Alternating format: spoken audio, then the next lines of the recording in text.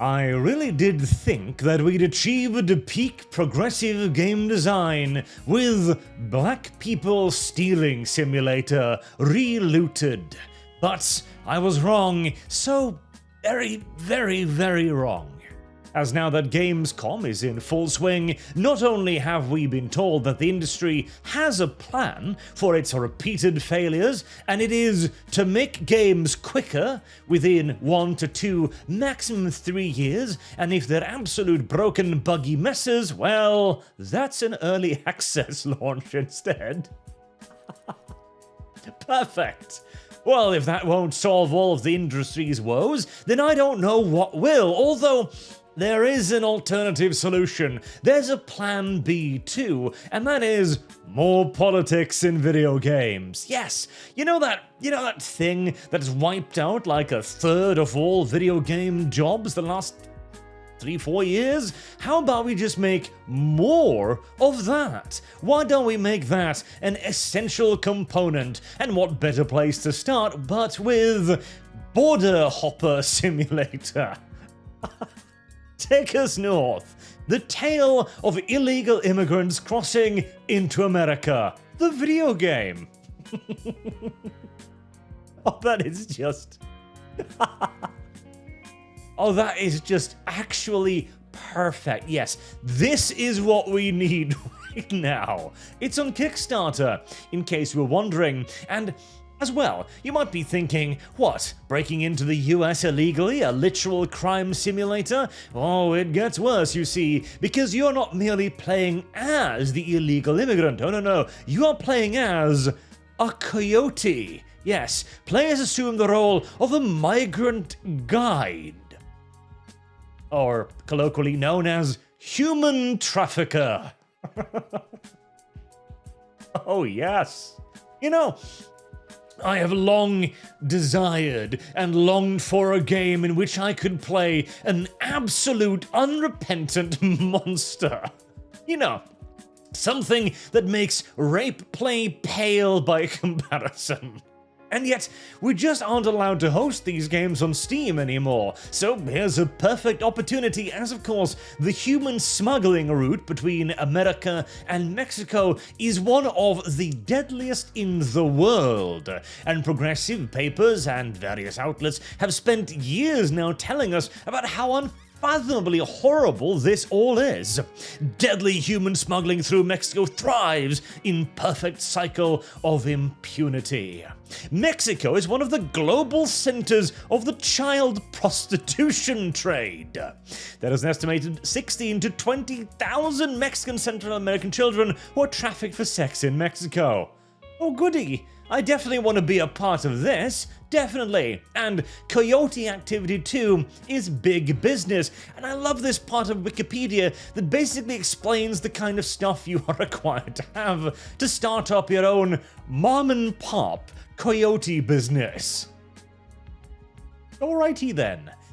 By the way, in case you were wondering whether or not you should engage in human smuggling, well, you can apparently earn $780,000 annually as an mom and pop ring. God. Oh, what is the... Oh, God. This is so fucking evil. This is... This is so... actually unironically evil.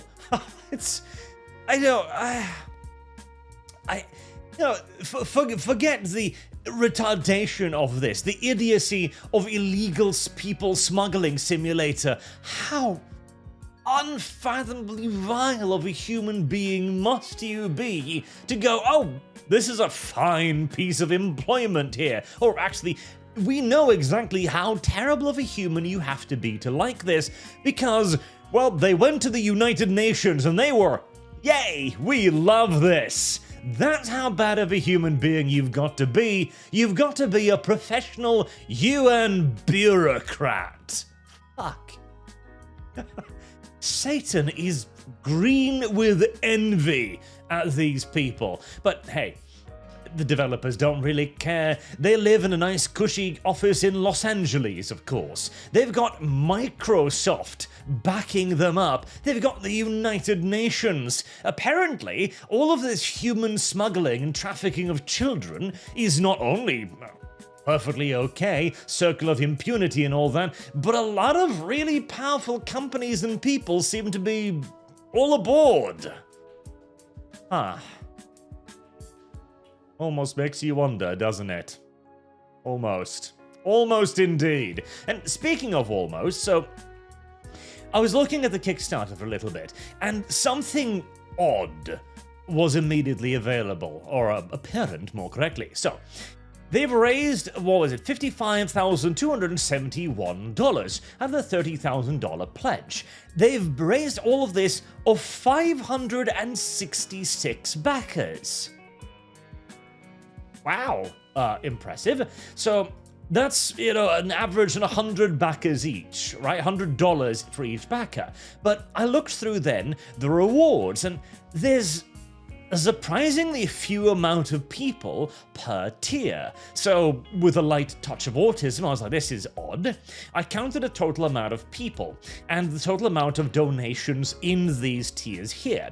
They only amount to $37,000. So we're missing 18 grand, apparently. So I went back and counted the total number of backers, which is about 486 or so, which means we're missing about 80 people. Now, for those 80 people to make up the $18,000 deficit, they would need to be donating over $225 apiece. Yet again, very, very sussy-wussy this entire video game. Why? They would need to donate, by the way, too. They would need to donate to the no reward tier. Presumably specifically so as to avoid leaving any sort of a paper trail, as the other people you can see right there. You can see the backers, you can see little images of them. Why would you donate $225 on average, at least, to make up for the lacking 800 or 18,000 to a project like this for no reward whatsoever? Now again, I am not implying anything here, but it seems to me that the primary beneficiaries of this human smuggling also appear to be in oddly lofty positions, as this game has received a great deal of support both from major companies and, interestingly too, Gamescom had a exclusive preview of the game where they had it up on stage and everything was showing up to people, but that clip, ever since Asmongold did a reaction to it, has simply disappeared.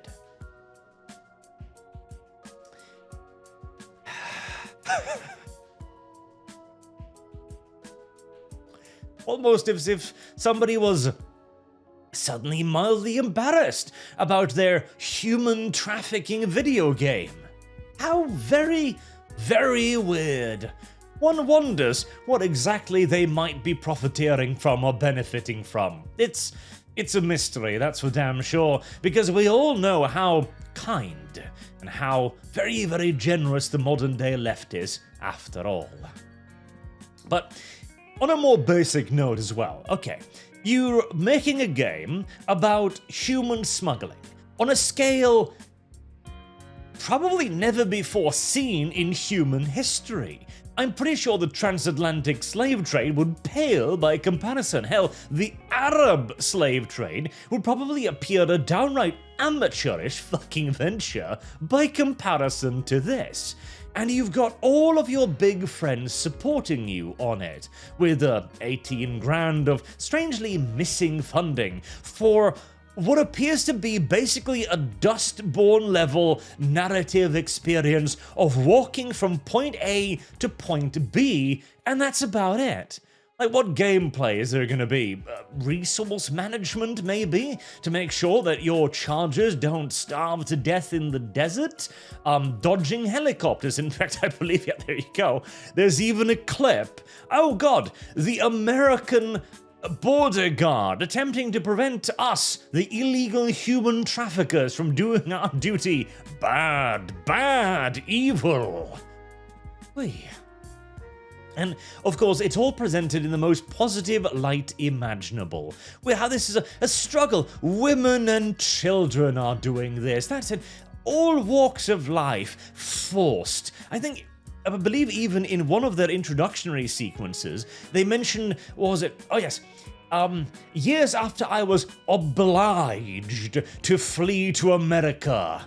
Oh yes, that's what happens here. It's not that you're an economic migrant. It's not that all of this is simply an adventure to send marauders into foreign soil, and then once they've established a toehold, bring the entire family. No. You were forced to do this. You had to flee to America from Mexico.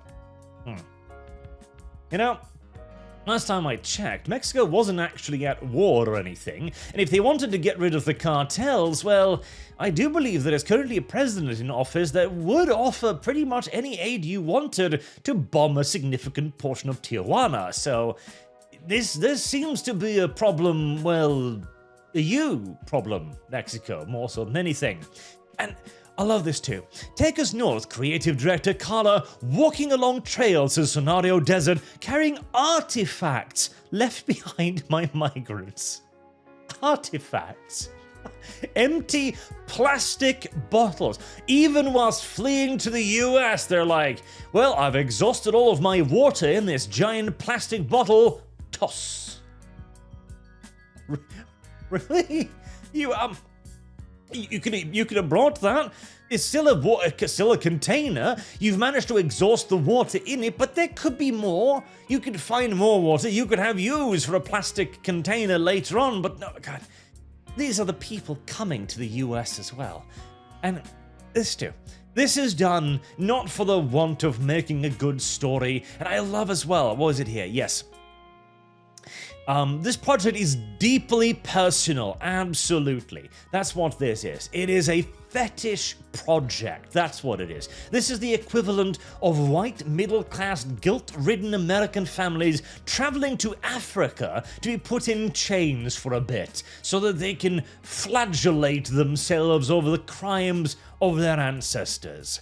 There was even a bit in here where they wrote, this is not supposed to be a divisive project or anything, it's not supposed to be political, it's merely supposed to give a different point of view.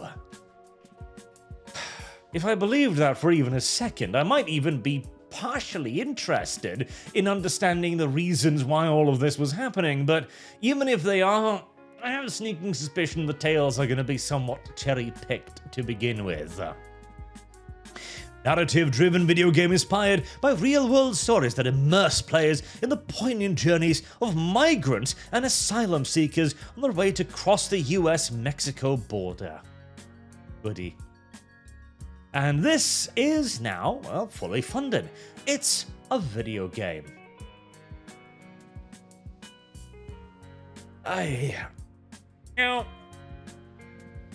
As laughable as this is, I actually think it's a good thing that we're beginning to see more things like Relooted, okay? The progressive games developers have so far primarily gotten into the games industry by sneaking into established companies, established IPs, and violating them from the inside, taking things we already liked, Star Wars, comics, movies, entertainment, you name it, and ruining it. If they could simply be barred from all of that and left out in the wilderness where they can self-flagellate as much as they want, where they can circle-jerk their own games and fund them based on their own money, well, perfect. Ideally, we will create a small, self-contained ecosystem of far-left lunatics who will simply sell games to one another, and if one of them, by some sheer happenstance of miracle, turns out to be not a Dustborn, but actually good, well, the rest of us can purchase it after it leaves the early access phase, which is apparently going to become more and more common now as well. Illegal Immigrant Simulator. actual border hopping the video game. You know, I thought we'd started hitting rock bottom on this genre when you had things like Burglar Simulator or Weed Seller Simulator. You know, firefighter and police, I get, those are actual professions, but I guess this, if anything, is actually rock bottom. Enjoy. Immerse yourself in the life of a human smuggler. Press X to rape. Or not, I guess.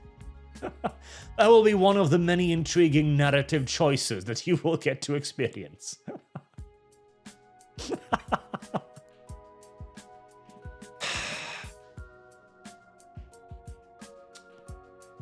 Take us north.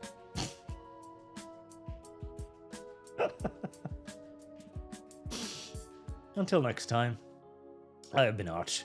Thank you very much for watching, and I hope to see you all again soon. Have a good day, chat.